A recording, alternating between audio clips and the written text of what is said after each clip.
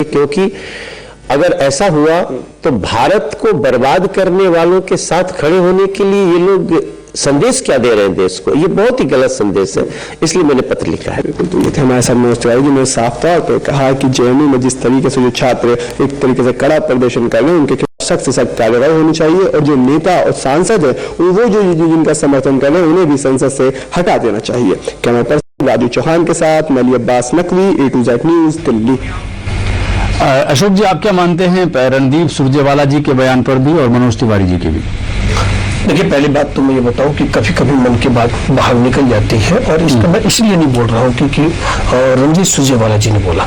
मैं 2-3 घटनाओं को आपको दिलाना चाहता हूं। एक मणिशंकर अय्यर जी पाकिस्तान में जाते हैं और वहां ये कहते हैं कि भारत की सरकार बदलवानी चाहिए। आपको याद होगा जब नाव में ब्लास्ट हुआ था बॉम्बे में, तो देश के रक्षा मंत्री और जो नेवी के सैनिक थे जब वो बात बोल रहे थे तो उसके ठीक उलट जो पाकिस्तान के प्रवक्ता जो बोल रहे थे और कांग्रेस के प्रवक्ता का भाषण एक था। दूसरी जो सईद हाफिज सईद की भाषा है और इस समय कांग्रेस की भाषा एक है, राहुल गांधी की।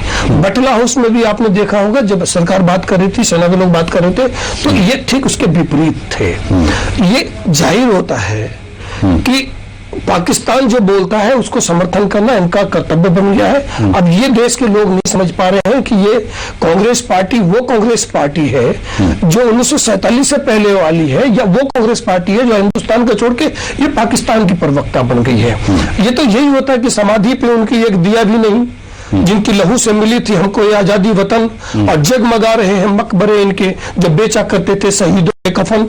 आज तो ये भारत के जो मान सम्मान स्वाभिमान है उसको तार तार करने पर लगे हुए हैं। किस तरह की राजनीति कर रहे हैं ये समझ में नहीं आ रहा है। आप पड़ोसी मुल्क में जाते हैं, कहते हैं वहां की सरकार को हटाइए, वो आपके मंत्री जाते हैं, सलमान खुर्शीद जी वो अनाप शनाप बोलते हैं। आप जो वहां के प्रवक्ता आप सुर में सुर मिलाना जानते हैं, इस तरह की बातें जब आप करेंगे तो देश में एकता अखंडता कहाँ जाएगी? संजीव जी क्या है? संजीव जी, देश की जनता के साथ, देश की जनता के सामने कांग्रेस के नेताओं को माफी मांगनी चाहिए। संजीव जी, उन्होंने देश ये दर्शाया है कि इनकी मानसिकता देश में जो सरकार है उसकी छवि को खराब करना है और देश में जो कानून व्यवस्था है उसको भ्रष्ट करना है। मैं बोल रहा हूँ, जरा सा आप कृपया शांत रहें जी। मैं इनकी बातों को अच्छी तरह से सुन रहा हूँ। सबसे बड़ी बात तो ये है कि ये क्या बोल रहे हैं और इनके जो प्रधानमंत्री हैं वो क्या बोल रहे हैं, और बीजेपी के जो अध्यक्ष हैं और बीजेपी के जो प्रवक्ता हैं, ये इनको खुद सोचनी चाहिए कि पाकिस्तान पे पहले इन्होंने क्या बोला था। और जब हमारे सैनिक का जो सर कटा था कि हम में घुस के उनको मारेंगे, आतंकवादी कैंप खत्म कर देंगे। संजीव जी, आप दो जी आज भी मार रहे हैं। जी जी, आपके यहाँ ऐसा नहीं है कि गृह मंत्री 4 दिन बाद बयान देता था, डिफेंस मिनिस्टर 4 दिन बाद करता था और उसका बयान आता था आपके उसमें कि डिफेंस मिनिस्टर कहता था कि शायद पाकिस्तान के लोग घुस गए हैं और वो गर्दन काट के ले गए, और आपके होम मिनिस्टर दिन में 4 बार कपड़े बदलते थे।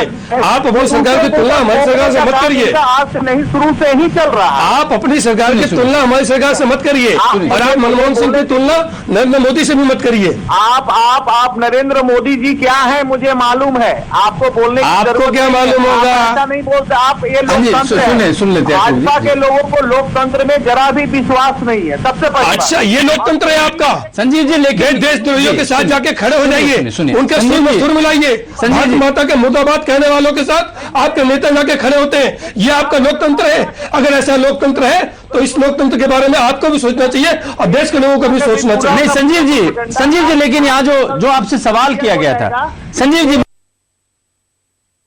नहीं, जो आपसे सवाल किया गया था वो क्वेश्चन आपने गोल कर दिया। रणदीप सुरजेवाला अगर अफजल को अफजल गुरुजी कहते हैं और अगर अमित शाह ये कहते हैं कि राहुल गांधी क्या देश को दोबारा बांटने की कोशिश कर रहे हैं, आपको नहीं लगता आप इन सवालों को टाल रहे हैं? इनका जवाब भी पहले टाल नहीं रहा हूं। अगर उन्होंने एक्सेप्ट भी किया, देखिए रणदीप सुरजेवाला जी ने एक्सेप्ट किया है कि वो प्रधानमंत्री को, देखिए हमारे यहाँ एक सभ्यता है, किसी को भी अगर बात करते हुए अगर गलती से जी निकल गया तो उन्होंने उसके लिए बोला कि विजय सिंह जी का भी पहले का बयान है, जी साहब बोला है ओसामा को, आप मुझे कनेक्ट किए हैं ओसामा बिन लादेन को उन्होंने साहब बोला है।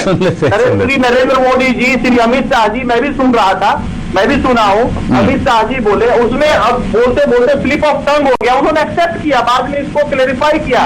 50 बार नाम लिया अफजल गुरु, लेकिन गलती से बातचीत करने में कभी आदमी का स्लिप ऑफ टंग हो जाता है। जी, बातें बाहर आती है। वार्ता नहीं सुनी है, पूरा प्रेस वार्ता आपको सुननी चाहिए। चलिए आप